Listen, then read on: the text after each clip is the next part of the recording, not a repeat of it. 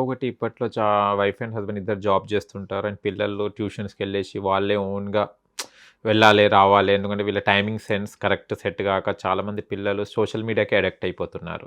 Social మీడియాలో ఏం చేస్తున్నారు వాళ్ళు అదే చేస్తున్నారు. ఇప్పుడు చాలా ఇన్సిడెంట్స్ కూడా జరుగుతున్నాయి.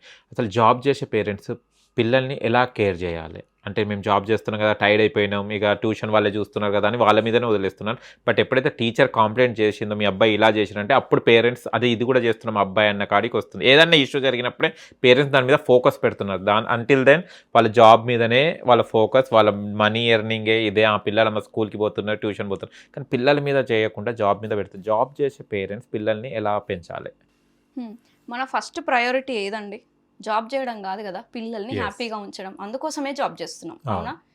పుట్టుకతోనే జాబ్ చేయాలి అనే ఇంటెన్షన్లతో పుట్టాం కదా. మనం హ్యాపీగా ఉండాలి ఎండ్ ఆఫ్ ది డే కదా. యెస్. పిల్లలు కూడా హ్యాపీగా ఉండాలి. సో ఇక్కడ 2 థింగ్స్ ఉన్నాయి. కొంతమంది వాళ్ళకున్న ఎబిలిటీతో హార్డ్ వర్క్ చేస్తారు. అంటే ఎక్కువ టైం వర్కింగ్ అవర్స్ అనేది ఉంటుంది, వాళ్ళకి టైం ఉండదు. కానీ మీరు చేయాల్సింది ఏంటి? మీ స్కిల్ని డెవలప్ చేసుకొని తక్కువ టైం వర్క్ చేసినా ఎక్కువ డబ్బులు ఎట్లా వస్తాయి అన్నది అది ఆలోచన రావాలి. చూసుకోండి. ఓకే, మీ స్కిల్ ఇంప్రూవ్మెంట్ అనేది కావాలి. మదర్ అండ్ ఫాదర్కి ఎక్కువ టైం వర్క్ చేస్తే ఎక్కువ డబ్బులు వస్తాయి అనేది మిత్.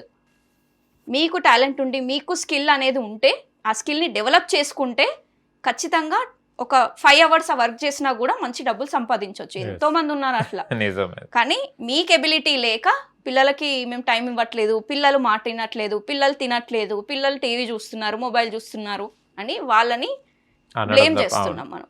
అది తప్పు.